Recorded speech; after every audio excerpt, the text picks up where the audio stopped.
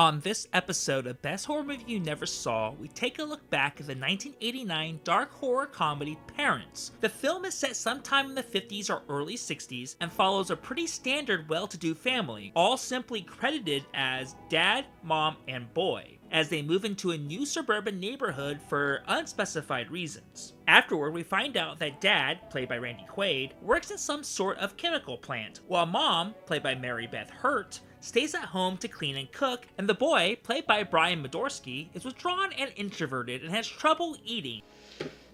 Eat your dinner, honey. No, thank you. While also dealing with debilitating nightmares, both at night and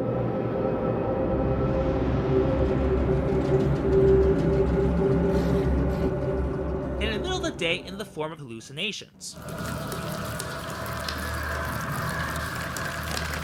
Things seem to be fine, all things considered, as Boy settles in school, meeting a friend named Sheila, played by London Juno. Parents there ask a lot of questions. I like that in a man.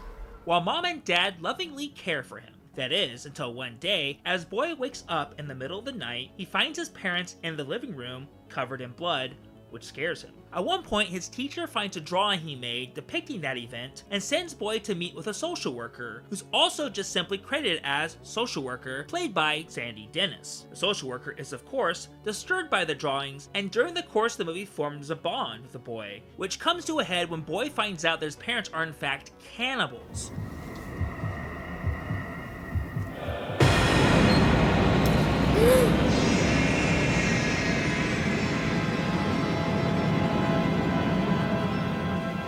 Eventually putting himself and social worker in danger. Michael, there's nothing to be frightened of. What are you looking at?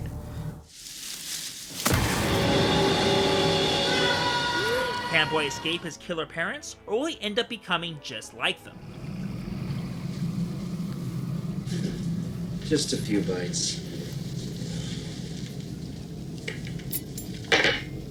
I'm sure you'll acquire a taste for it. Now, there's a lot going on under the surface of this admittedly simple story, because while the cannibalism element is a fun horror conceit, that isn't really the main point, and is rather a metaphor for what the movie is really about, which is the idea of maintaining appearances. See, Michael, we have to fit in. This is a new place. You understand? Now, they can often be used to hide and conceal, or worse, perpetuate toxic ideals. This is exemplified when Boy's friend Sheila tells him a story about someone respected in the community who turned out to have been beating his wife the whole time. You think everybody's parents are so wonderful. It's not true. Daddy had this really nice division manager. Went out every day, stole cars, came home, and beat his wife.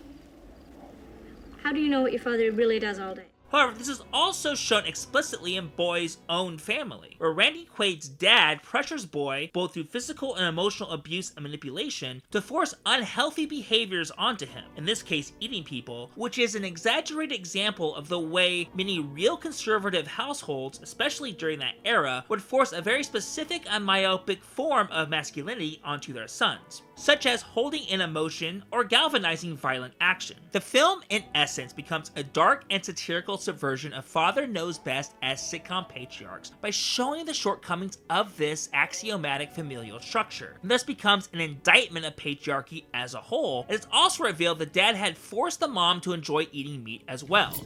I'm sure you'll acquire a taste for it. Your mother did. I learned to love it. A metaphor for the way women of the era were browbeat into accepting their submissive roles in society. The idea of the appearance of normalcy to hide dark truths goes further than just the boy's family or his neighborhood, but also with America as a whole. For instance, Mom makes reference to Dad going to work at the factory, which we find out is a weapons factory for killing enemy combatants. It's ghastly, especially the blunt, matter-of-fact way the film conveys this revelation, which is both darkly comic, but also extremely terrifying. Now, you take your standard jungle outpost. Our planes fly over and drop a concentrate of this stuff. The heightened parody of conservatism comes into direct conflict with the social worker, who is coded as emotional and a raw nerve, in contrast to the main parents' reserved demeanor. Boy even comments on this distinction, saying that she's not a real adult. You're not a real grown-up. Oh, I certainly am. Real grown-ups don't get upset. Furthermore, she's coded as New Age and Bohemian, especially by her costume design, and it's even implied she's decided to research and study rather than raise children, which was the norm of the time. However, she's also shown to have grown a strong bond with Boy, and that she may be a better influence than his own parents, even risking her own life for him. The film, thus, seems to be stating that showing emotions rather than repressing them, and that being progressive and nonconformist, as we see Boy is in many ways, along with a social worker and his friend Sheila, is preferable to keeping things repressed, as his parents do, or perpetuating unhealthy or abusive behaviors, as his parents do also as well. What's also really special about the film is the way director Bob Balaban, mainly known as a comedic actor, Would you like a Pepto-Bismol? I keep them in my wallet. You think he liked it? gives the film an amazing visual flair, from the off-kilter shot compositions to amazingly long and technically complicated tracking shots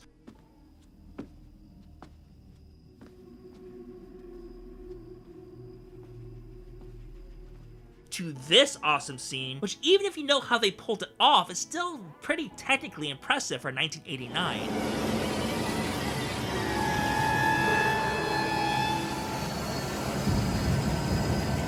It gives the film some great early Rami Jackson-esque vibes. Even better, each of those scenes helps elevate and tell the story, from demonstrating Boy's isolation from his family to raising tension of the murderous parents' impending arrival. That's not to mention Boy's nightmares and hallucinations, which Balaban does a great job giving a surreal quality, with startling imagery such as a bed that becomes an ocean of blood to being buried alive by his parents, or even sausages wanting to eat him. What's great about these scenes is not only are they surreal and horrific, but there's also a tinge of comedy to them. There's almost a live-action EC Comics vibe to the whole thing, especially the carnivorous sausages, which makes sense as while this was Balaban's first feature film directorial debut, his previous directing credits included episodes of Tales from the Dark Side and Amazing Stories, which are heavily influenced by those comics as well. However, what makes the film truly great is helped by the eerie and pervasive score by Jonathan Elias, who had previously done the scores of Tough Turf and Children of the Corn.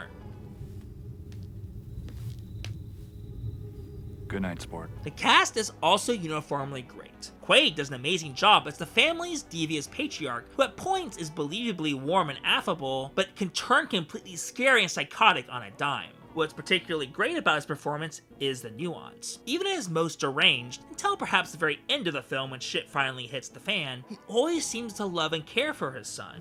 Come on. Up to bed. While that love is, of course, clouded by his need for control and obedience, it's clear that the love is there, no matter how twisted and contorted it has become. Same goes for Hurt's portrayal of Mother, who conveys complete warmth and care towards Boy, while also showing the callousness of her cooking human meat. And not only that, but she plays the duality so well, without slipping too far into camp or oscillating too wildly from one extreme to the next, but rather keeps the character grounded in a form of reality, no matter how heightened. Then there's Brian Medorsky, who does an admirable job as the small, introverted boy. What's great about his performance, which sadly seems to be his only credited one, is that it is very internal, as a lot of his thoughts and feelings are expressed solely through facial expressions and gestures. And as the ostensible lead, since most of the film is seen through his subjective perspective, he also does well to anchor the film, especially against a vet like Randy Quaid. Meanwhile, Parents is currently streaming on Tubi and Amazon Prime, as well as available on DVD and Blu-ray. So if you are interested in a fun, slow-burn horror comedy with some great satirical jabs at 50s era conservative Americana, you could do much worse than Parents. Anyway, thank you for watching our show. If you like what you see, please subscribe to our JoBlo Horror Videos channel, tell your friends who like this sort of content, and turn on the bell to receive notifications for all our latest videos. We're an independent company and appreciate all of your support. If you have any suggestions for any future episodes, please leave them in the comments below.